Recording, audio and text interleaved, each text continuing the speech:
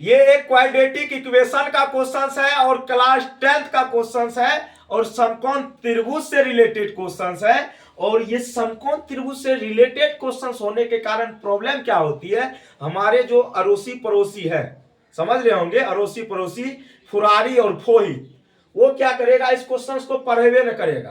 कारण है ना, ओकरा अपना अबे न करता तो कहां से आपको पढ़ाएगा। अरे भाई तोरा यकीन नहीं हो रहा है ना, तो 100% हम तोरा गारंटी दे के देते हैं।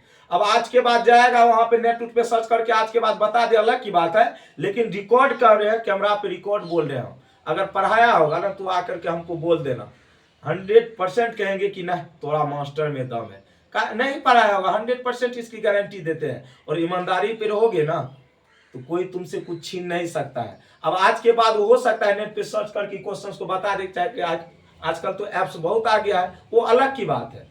लेकिन आपको करना क्या, इस क्वेश्चंस को सही तरीके से हल करना है। तो कैसे करेंगे, आराम से समझिएगा।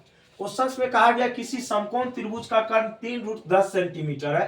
कोई दिक्कत नहीं, समकोण त्रिभुज के बारे में कहा गया है तो हम एक प्यारा सा सबसे पहले समकोण त्रिभुज बनाएंगे। और आप कहेंगे सर आप बना सकते हैं, आपको पूरी आजादी है, नो प्रॉब्लम। तो एक समकोण त्रिभुज बना लिया हमने, और बनाने की कोई जरूरत वैसे थी नहीं, ठीक है। तो समकोण त्रिभुज जैसे ही हमने बनाया तो ये एंगल 90 डिग्री, ठीक है। और ये तो हमेशा फिक्स होती है भैया जी, हमेशा क्या होगा, कर्ण होगा। क्या होगा, कर्ण होगा, एनी प्रॉब्लम। अब इसमें क्या कहा गया है, एक समकोण त्रिभुज का कर्ण जो है 3√10 सेंटीमीटर है। कितना है वो, 3√10 सेंटीमीटर है। यदि छोटी भुजा को तिगुना और बड़ी भुजा को दोगुना कर दिया जाए तो नया कर्ण 9√5 सेंटीमीटर हो जाता है। समझना, हम मान लेते हैं ये छोटी भुजा है, ये x है, ये बड़ी भुजा है, ये क्या है, y है। चूंकि ये तो फिक्स है, करनी होना है, ठीक है। तो हमने मान लिया छोटी भुजा को x और बड़ी भुजा को y, ठीक है। तो यहाँ पे हम लिख देते हैं सॉल्यूशन। आप कहेंगे सर बिल्कुल लिख सकते हैं। हम मान लेते हैं, माना कि समकोण त्रिभुज का छोटी भुजा को हमने क्या माना है बुआ, जरा सा बोलना, क्या माना है, x। कितना माना है, x। छोटी भुजा को हमने x माना है और बड़ी भुजा को हमने क्या माना है, बड़ी भुजा को हमने माना है y। अब यहां तक मुझे नहीं लगता है किसी भी स्टूडेंट को प्रॉब्लम होगी। हमने मान लिया, माना कि समकोण त्रिभुज का छोटी भुजा x है और बड़ी भुजा क्या है बुआ, y है। अब इसमें क्या कहा गया, पहला नंबर कंडीशन से आप देखेंगे कि एक समकोण त्रिभुज का कर्ण 3√10 सेंटीमीटर है। तो कर्ण बराबर क्या होता है स्टूडेंट, आपने पाइथागोरस प्रमेय से पढ़ा होगा, कर्ण का जो स्क्वायर होता है, कर्ण का जो क्या होता है, स्क्वायर होता है, वो लंब स्क्वायर प्लस में क्या होता है, आधार स्क्वायर होता है। आप कहेंगे सर बिल्कुल होता है, कोई प्रॉब्लम नहीं है। तो मेरे में समझना, यहाँ पे हमने छोटी और बड़ी भुजा माना है, तो लंब और आधार तो यही दोनों में से कोई ना कोई होगा, ठीक है। अगर हम मान लेते ये न्यूनकोण है तो ये लंब हो जाएगा, ये क्या हो जाएगा, आधार हो जाएगा। तो यहाँ पे वही ना आपको करना है, लंब तो लंब y तो y का स्क्वायर प्लस आधार कितना x तो x का स्क्वायर बराबर में कर्ण कितना हो जाता है, 3√10। कितना हो जाता है बुआ, 3√10, ठीक है। और इसका क्या हो जाएगा, स्क्वायर। क्यों होगा बुआ स्क्वायर, जरा सा बताना। देखो लंब स्क्वायर जो आधार स्क्वायर बराबर क्या होता है, कर्ण स्क्वायर। कोई दिक्कत, तो कर्ण का वैल्यू मुझे पता है 3√10, एनी प्रॉब्लम। लंब के बारे में पता है y और आधार के बारे में पता है x। तो ये हो गया लंब स्क्वायर जो आधार स्क्वायर बराबर कर्ण स्क्वायर। तो यहाँ से x square plus y square बराबर कितना हो जाएगा, 3 तिया 9, 90, 3 तिया 9, √10 गुना √10 कितना होगा 10, तो 90 आ गया। तो x square plus y square की वैल्यू कितनी आ गई, 90। कितनी आ गई, 90, एनी प्रॉब्लम। अब चलते हैं सेकंड कंडीशन में, ये कंडीशन नंबर फर्स्ट थी। अब इसमें क्या कहा गया है, यदि हम लंबी भुजा को, यहाँ पे कहा गया यदि हम छोटी भुजा को तिगुनी और बड़ी भुजा को क्या कर दे, दोगुनी कर दे। यहाँ पे समझना, एक समकोण त्रिभुज हम यहाँ फिर से बना लेते हैं।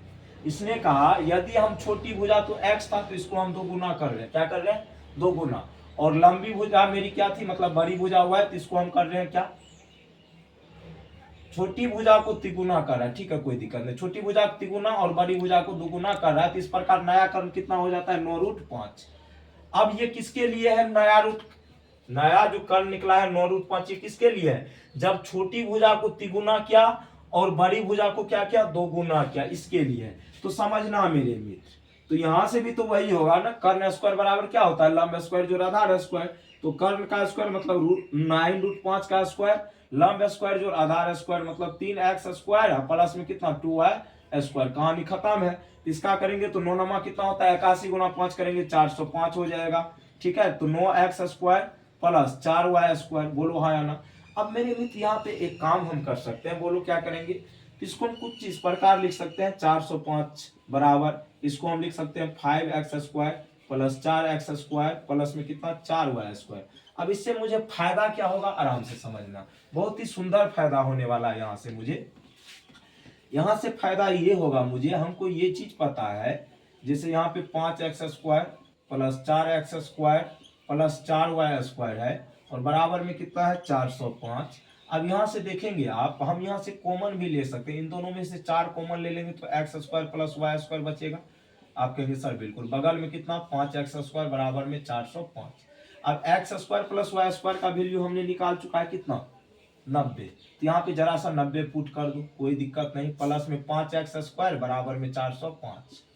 अब देखो 5x स्क्वायर बराबर क्या हो जाएगा 405 और 90 चौका कितना होता है बुआ 360। कितना होता है 360, इसमें से घटा देना जरा सा, तो हो जाएगा 5x स्क्वायर बराबर कितना 45। कितना हो जाएगा 45 होगा ना।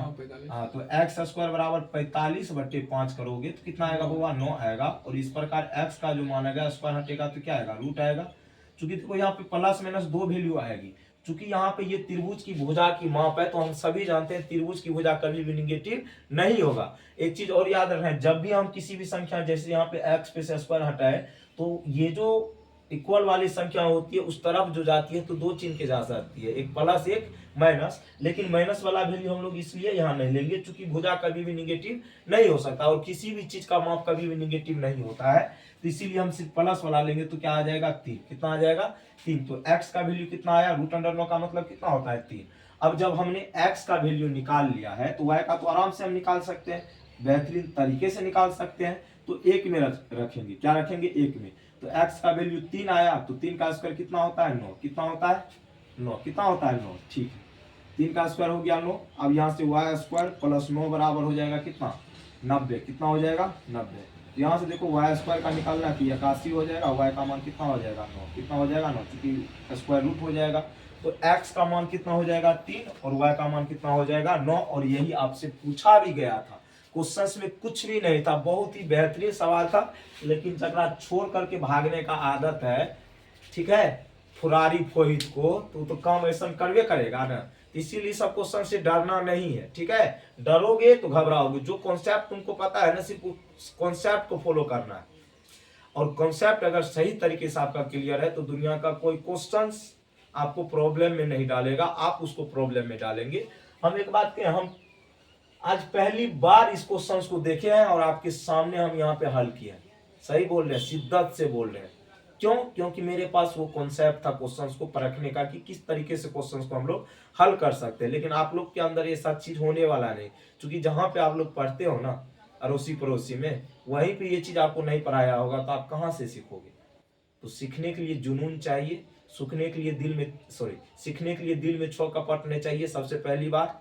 और आजकल जानते हैं एक चीज और ट्रेंडिंग में चल रहा है, जरा 2+3 आता वो 10वां गणित पढ़ाया था, इसकी क्या बात करें। ठीक है, जो ठकेगा वो ठकाएगा। तो बाय बाय, टेक केयर।